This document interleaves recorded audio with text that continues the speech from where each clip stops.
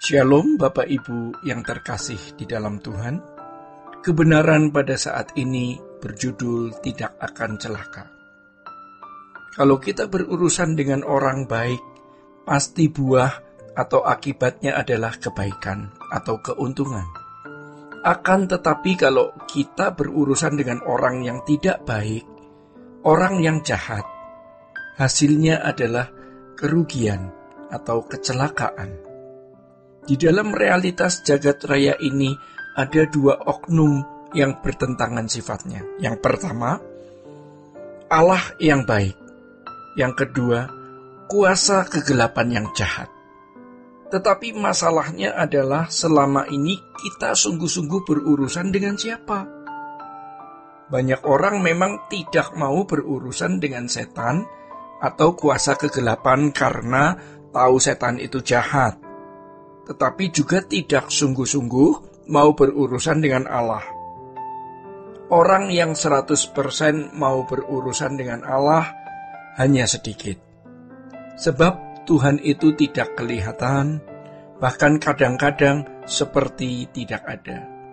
Sementara setan dapat tampil dalam berbagai bentuk, dalam berbagai wujud, dalam berbagai manifestasi, sehingga tidak dikenali sebagai setan.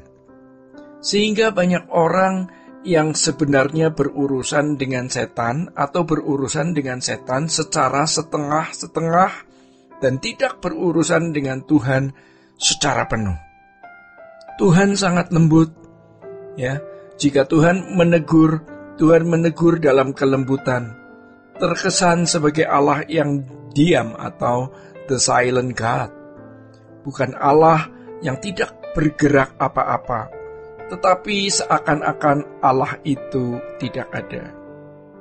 Kalau kita mau berurusan dengan Tuhan, kita harus berurusan secara serius, sungguh-sungguh, karena Tuhan tidak mau setengah-setengah.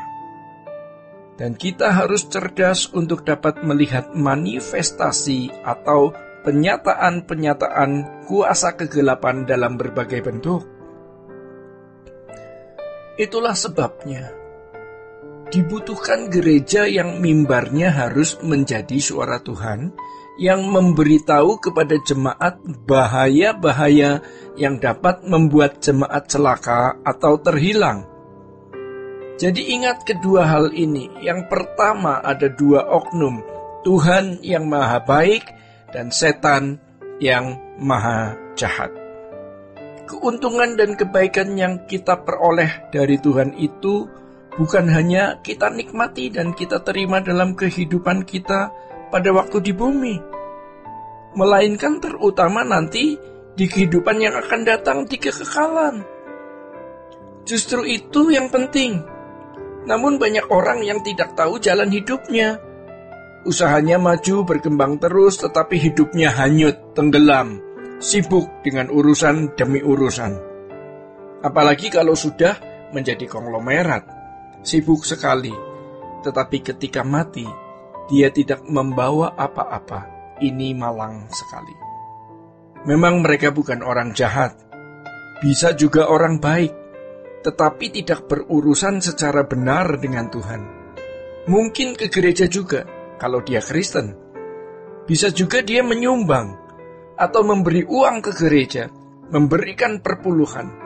Bahkan bisa jadi mereka adalah aktivis. Sejatinya orang-orang seperti ini kasihan. Sebab biasanya mereka tidak bisa diingatkan lagi karena sudah percaya diri dan mereka juga sangat terhormat. Dunia kita hanya satu, yaitu Tuhan. Artinya kita harus bekerja baik-baik, harus bekerja. Kalau tidak bekerja, Tuhan tidak berkenan. Malas itu dosa. Makan juga harus diperhatikan. Apa yang kita makan? Tidak memiliki kebencian terhadap orang.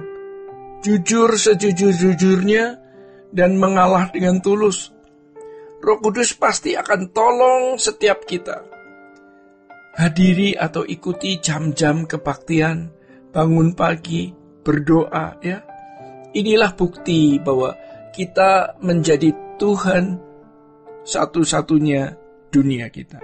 Ya, kita menjadikan Dia satu-satunya dunia kita. Namun nanti kita mungkin akan dimusuhi orang. Sebab setan akan menggerakkan orang untuk memusuhi kita. Dan Tuhan mengizinkan itu. Supaya kita belajar mengasihi musuh, mengasihi orang-orang yang membenci kita. Dan kita akan melihat pembelaan Tuhan, supaya bisa melihat kemuliaan Tuhan. Yang kedua, ubah hidup kita sekarang. Jangan nanti, apalagi menunggu di pengadilan Tuhan. Itu terlambat sudah, ya. Bersyukur dengan apa yang ada, tidak takut menghadapi bahaya, makin yakin bahwa Allah itu nyata, tidak takut menghadapi kematian. Dan ini perlu proses yang dimulai di rumah, lalu di tempat kerja, lalu dalam perjalanan hidup kita masing-masing. Lakukan apa yang Tuhan perintahkan. Ini obat, ya. Jiwa kita sembuh karena kita menyenangkan Tuhan. Sementara itu, iblis memberi obat lewat mulut banyak orang, lewat gadget, lewat tontonan, lewat percakapan. Itu obat dari iblis yang jika kita tidak hati-hati, kita telan karena kita pikir itu obat, padahal itu racun. Bapak Ibu, kita menonton film silat lalu diajari balas dendam. Maka ketika di tempat pekerjaan kita disakiti dan dilukai orang, kita balas dengan lebih menyakitkan lagi. Akan tetapi Tuhan mengajar kita, jika kamu ditampar pipi kanan, beri pipi kiri. Dalam Alkitab kita membaca orang-orang yang dilindungi Tuhan pada akhirnya tetap berjaya. Hidup memang selalu ada masalah, dan semua itu merupakan pergumulan hidup di mana setan mau mengalihkan perhatian kita dari Tuhan. Jangan sampai fokus kita bisa dialihkan oleh setan. Perhatian kita harus tetap kepada Tuhan, dan kita tidak akan celaka jika kita berurusan dengan Tuhan. Bapak Ibu yang terkasih di dalam Tuhan, demikian kebenaran pada saat ini. Tuhan Yesus memberkati. Sola Gracia.